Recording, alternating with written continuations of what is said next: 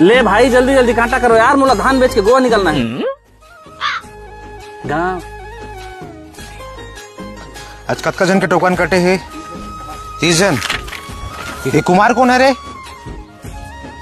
मैं साहब। आओ इधर।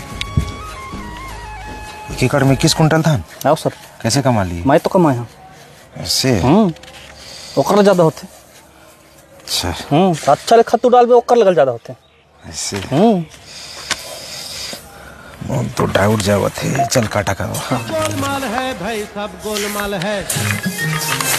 ये कुमार कते है? का होगी?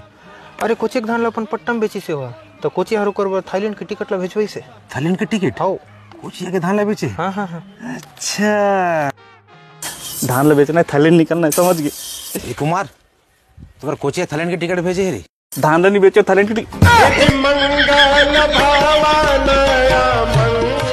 कोचिया के धान ला बेच बे।